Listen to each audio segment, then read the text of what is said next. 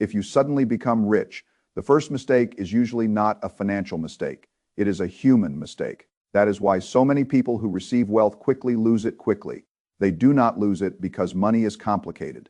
They lose it because people are complicated, incentives are complicated, and sudden wealth puts pressure on every weak part of a person's life at the same time. I want you to imagine that tomorrow morning, your life changes. Maybe an investment you nearly forgot about becomes worth many times what you paid for it. Maybe a small business or side project takes off faster than you expected. Maybe you receive an inheritance. Maybe in the most unlikely but still possible case, you win the lottery.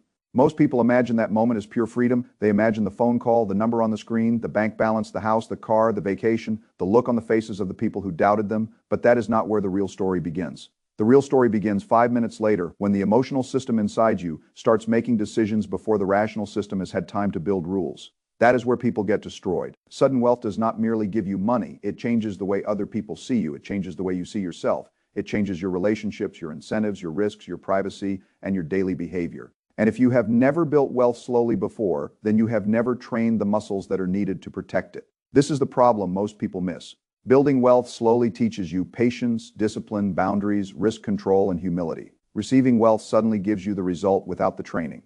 It puts you at the finish line with the mind of someone who has not yet run the race. That is dangerous. When people get rich quickly, they often believe the problem is solved. In reality, a new problem has started. You have to learn how to protect yourself from bad decisions, bad advice, bad incentives, and bad people, including the bad version of yourself that appears when you suddenly believe you can afford anything. So the first principle is simple: tell almost no one. When money arrives, suddenly privacy becomes one of your most valuable assets. It may not look like an asset on a balance sheet, but it is. Privacy reduces attack surfaces. It reduces pressure. It reduces jealousy. It reduces requests. It reduces the number of people who can manipulate you, sue you, rob you, flatter you, guilt you, or use you. Most people underestimate this because they think the joy of becoming rich is being seen as rich. That is the wrong equation. Being visibly rich creates liabilities. Being quietly rich creates freedom. There is a very big difference between the two. One of the most important ideas in life is that you do not need to show everyone that you have won. In fact, if you actually want to keep what you have won, the smart move is often to look much less changed than you really are. The world has many stories of people who became wealthy and immediately told everyone. They became famous for giving money away. They bought gifts, cars, houses, favors, and approval. They believed generosity would make people love them more, but money does not always make relationships stronger.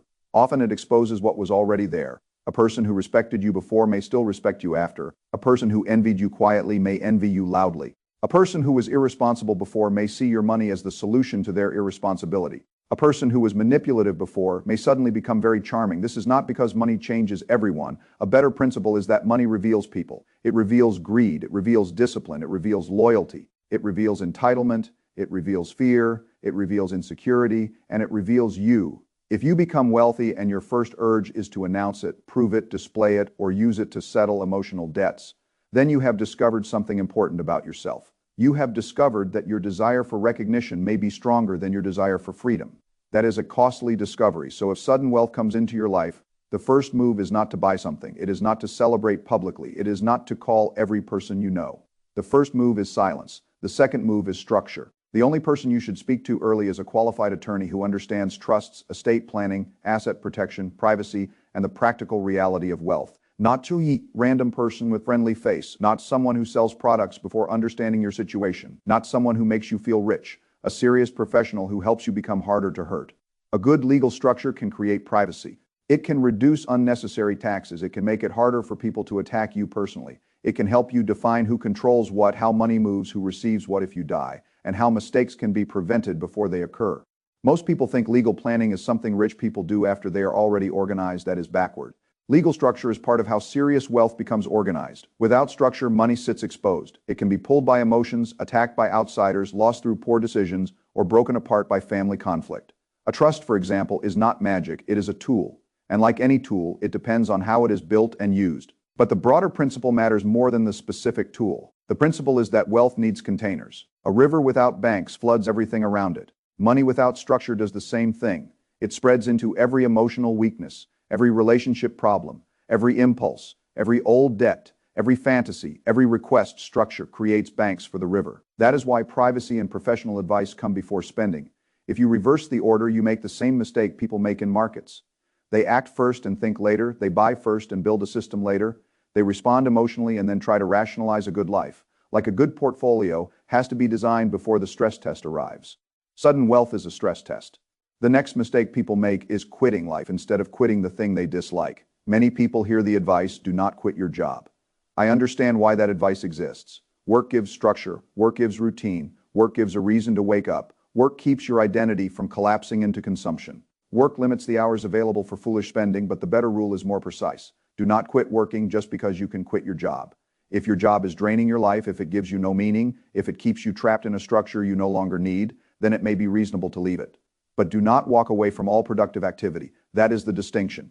Quitting a bad job may create freedom. Quitting purpose often creates decay. When people suddenly have money and no work, they often discover a strange problem. They are bored, and rich boredom is dangerous. When a person is bored and wealthy, they start buying stimulation. They buy houses they do not need, cars they do not care about, businesses they do not understand, restaurants, nightclubs, farms, boats, risky startups, speculative deals, and all kinds of status toys. They confuse activity with purpose. They confuse spending with living. They confuse being busy with being productive. I have seen this pattern in many forms. People believe that because they can afford to start a business, they should. But money does not give you competence. Money does not make an industry easy. Money does not make employees manage themselves. Money does not make customers appear. Money does not make bad unit economics good. A business you do not understand can become a very expensive hobby, and a very expensive hobby can become a hole in the ground where your fortune disappears. So if you become wealthy, keep your life normal for a while. This is not a small point. A 6-month pause can save a lifetime of regret. During that pause, do not make major emotional purchases. Do not make major public announcements. Do not dramatically change your identity. Do not become the person you imagined. Rich people, observe yourself. See what you want when the adrenaline fades. See who contacts you. See who treats you differently. See what temptations appear. See what fears appear. See whether your desire for freedom is real or whether what you actually wanted was applause. That waiting period gives your mind time to catch up with your circumstances. A sudden change in money without a gradual change in thinking creates an imbalance. An imbalance is whether in economies, markets, families, or individual lives tend to resolve painfully. So keep working in some form. It may be a job you enjoy, it may be a project, it may be learning, it may be service, it may be building something slowly, it may be working with better terms, fewer hours, and more control. But do not become idle in systems thinking. Unused capacity either becomes resilience or waste. If your time becomes unused capacity, you must decide whether it becomes reflection, health, relationships, learning, and better judgment, or whether it becomes consumption, ego, distraction, and decline. The next principle is to clear the obvious liabilities first. Most people want to start investing immediately after wealth arrives. They want to know where to put the money, they want the portfolio, they want the returns, they want the exciting part. But before you think about becoming more wealthy, you should stop the guaranteed leaks high. Interest debt is one of those leaks. If you owe money on credit cards at 20% or 30%, paying that off is not boring. It is one of the best risk-adjusted decisions you can make. Think about it as an investment. If you pay off a debt costing you 25% per year, you have effectively earned a 25% guaranteed return on that portion of your money. There are very few investments in the world that can honestly compete with that, especially after adjusting for risk. The same principle may apply to personal loans or car loans. If the rates are high, debt is not always bad. But expensive consumer debt is usually a sign that the system of your life was built around short-term pressure rather than long-term freedom. Sudden wealth gives you a chance to reset that system. Take it. But do not be simplistic about all debt. A mortgage with a very low fixed interest rate may not be the same as a credit card balance.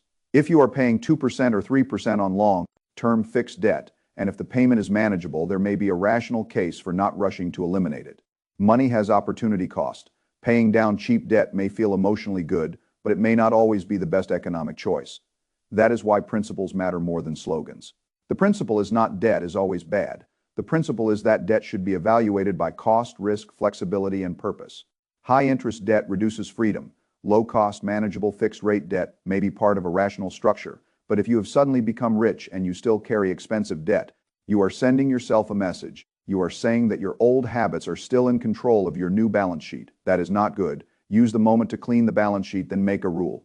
Do not go back. Many people pay off debt and then rebuild the same debt because they never changed the behavior that created it.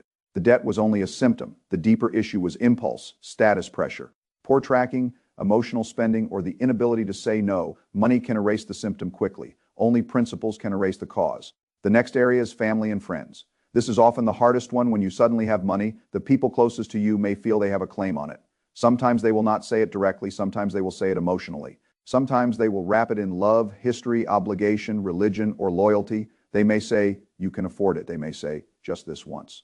They may say, I would do it for you. They may say, family helps family. They may say, you did not really earn it. They may say, you changed.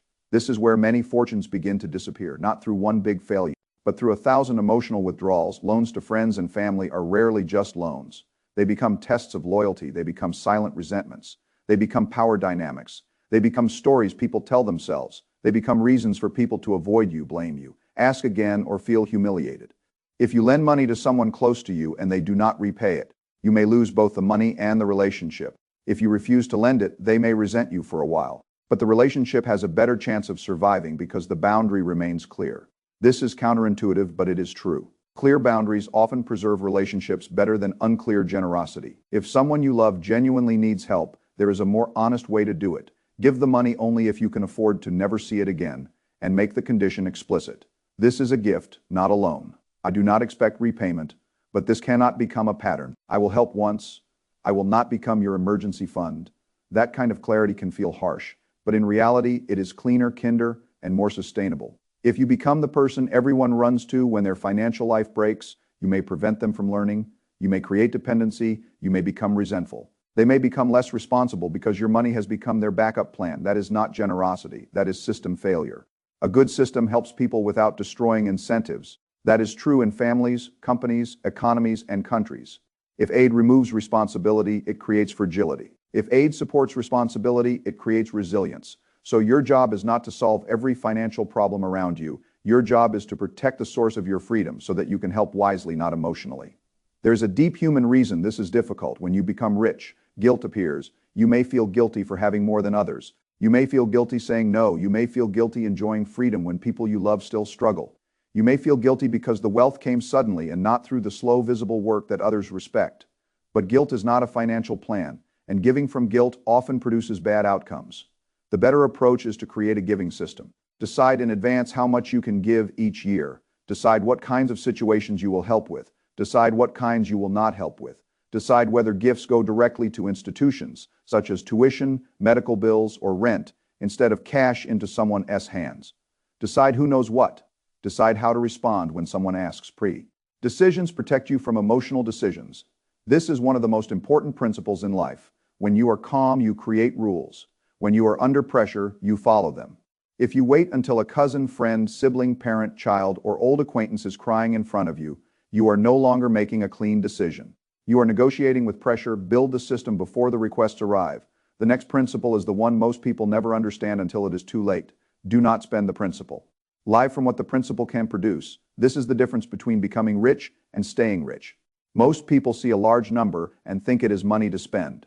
A wiser person sees a large number and asks, what reliable income can this produce without destroying the base? That difference changes everything.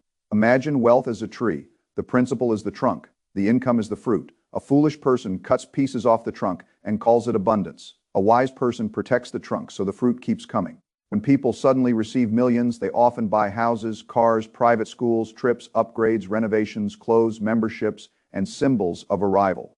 Each purchase feels affordable because the starting number is so large. But the problem is not the first purchase. The problem is the new baseline. A big house creates big taxes, big maintenance, big insurance, big repairs, and big expectations.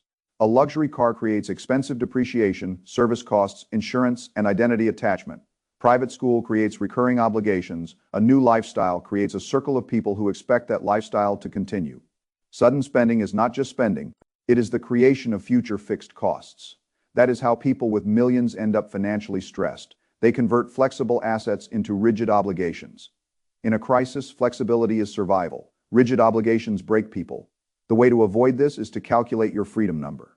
Start with the annual income you need to live the life you actually want, not the fantasy life designed to impress others. The real life: housing, food, travel, healthcare, family, taxes, generosity, comfort, and a margin of safety. Then multiply that number by 25. That is a simple way to think about the amount of invested capital you would need if you were using a 4% withdrawal framework if you want $200,000 per year. The rough capital base is $5 million. This does not mean the rule is perfect. It is an approximation. Markets vary, inflation varies. Taxes vary, sequence of returns matters. Your age matters. Your health matters. Your spending flexibility matters. But the principle is useful. A pile of money is not freedom until you know what it can produce sustainably. If you do not know your number, you will not know whether you are secure or merely excited. Many people are excited right before they become poor again. The freedom number creates a boundary. It tells you how much capital must remain protected. It tells you how much income you can safely use. It tells you whether a purchase is harmless or destructive. And it does something even more important. It changes the question from what can I buy to what system can support my life. That is the investor's question. The consumer asks, what can this money buy today? The builder asks, what can this money produce forever? Now, once you understand that you should preserve principle, the next question becomes where the money goes. This is where people make another mistake. They search for one perfect answer. There is no perfect answer. There are only trade-offs. A thoughtful portfolio is not built around excitement. It is built around balanced growth, income, stability, liquidity, inflation protection, and optionality. Each piece has a job, and if you do not know the job of each asset, you do not own a portfolio, you own a pile of guesses. Suppose a person has $5 million. I am not telling you what to do with $5 million. I am using the number because it makes the system easy to see. A portion can go into broad stock market exposure, a low cost total stock market index fund gives ownership in many companies. It is not dependent on one CEO, one product, or one story. It gives exposure to the long-term productivity of businesses. Over time, businesses that earn, innovate, and compound can increase wealth. But stocks fluctuate, they can fall sharply, they can stay down longer than people expect. They are not a checking account. They are ownership claims on businesses, and the market reprices those claims constantly. That is why stock exposure should not be confused with guaranteed income. It is a growth engine. Another portion can go into bonds. A broad bond fund or high quality fixed income exposure can create stability and interest. Bonds are not exciting. That is part of their purpose. In the right structure, they can reduce volatility and provide income when stocks are under pressure, but bonds have risks too. Interest rates change. Inflation can reduce real returns. Credit quality matters. Duration matters. A bond fund can lose value when rates rise. So the principle is not bonds are safe in every environment. The principle is that fixed income can play a stabilizing role when sized and understood properly. Another portion may go into real estate. Residential real estate can provide rental income and potential appreciation. Commercial real estate can provide cash flow if the tenant base is stable and the property is bought correctly. Real estate is attractive because it is tangible. It can generate income. It can benefit from inflation if rents rise. It can provide tax advantages in certain structures. But real estate is not passive in the way many people imagine. Properties require maintenance, tenants create issues, vacancies happen, financing matters, location matters, management matters, leverage can increase returns but also increase fragility. A bad real estate deal does not become good because real estate is a hard asset. Numbers matter. Another small portion may go into highly volatile assets such as Bitcoin or Ethereum. There is a case for having a small asymmetric allocation if you understand the risk. Some assets can produce very large returns, but they can also fall very quickly. The mistake is not owning a volatile asset. The mistake is owning so much of it that a normal drawdown destroys your life. Volatility is manageable when it is sized correctly. It is dangerous when it becomes the core of your identity. Another portion should remain liquid. Cash or high-interest savings can look boring, especially after people have been excited by stocks, crypto, or real estate. But liquidity is power. It lets you handle emergencies, avoid forced selling, and make decisions from strength. However, cash also has inflation risk, so cash should not be worshipped either. Again, every asset has a job and every asset has a failure mode. This is how I think about wealth, not as a collection of exciting things, but as a system of different parts designed to handle different environments. Stocks for growth, bonds for stability and income, real estate for tangible cash flow and potential inflation linkage. A small speculative sleeve for upside if you can tolerate loss, liquidity for resilience. And something important that many people forget, a portion for life. If someone has truly secured the principal and the income system, it can be rational to set aside a fixed amount as fund money. The reason is simple. If you do not define what can be spent freely, you may either spend recklessly everywhere or feel guilty about spending anything. Both extremes are unhealthy. A planned spending bucket creates freedom inside a boundary you can enjoy without threatening the system. That is very different from spending from the principal whenever you feel desire. Money should buy freedom, not a more expensive prison. The goal is not to own the biggest house. The goal is to own your time. The goal is not to impress people at dinner. The goal is to wake up and choose how to spend the day. The goal is not to prove that you are rich. The goal is to not be controlled by money anymore. This is where many people misunderstand wealth. They think wealth means more consumption, but real wealth means fewer forced actions. You do not have to stay in a job that violates your values. You do not have to make decisions from desperation. You do not have to tolerate every bad situation because you need the paycheck. You do not have to trade your health for income forever. You do not have to ask permission to live a reasonable life. That is the real asset: autonomy. And autonomy must be protected. If you spend principle to buy status, you trade autonomy for applause. That is a bad trade. If you spend income to support a life you value while the principle remains intact, you maintain freedom. That is a good trade. Now, there is another layer to sudden wealth that people rarely discuss: identity. If you become rich suddenly, you may not feel like the same person.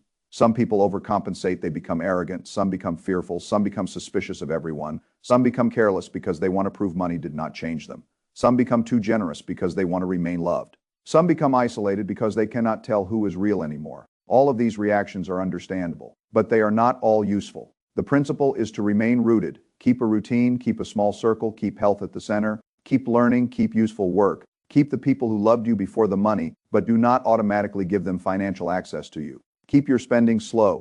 Keep your commitments reversible at first. The first year after sudden wealth is not the year to optimize returns.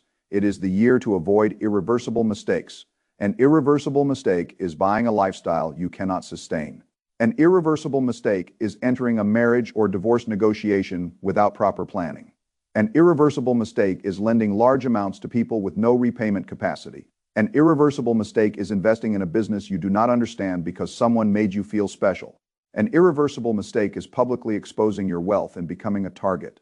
An irreversible mistake is confusing a windfall with wisdom. That last one may be the most dangerous. Money is feedback, but not always accurate feedback. Sometimes money arrives because you made a good decision. Sometimes it arrives because of luck, sometimes because of timing, sometimes because of inheritance, sometimes because risk paid off once, sometimes because the world was temporarily favorable. If you treat any one windfall as proof that you are brilliant in every domain, you will become vulnerable. The market teaches this lesson over and over. A person makes money in one cycle and starts to believe they understand all cycles. Then the environment changes and they lose not only the gains but also the humility that could have protected them.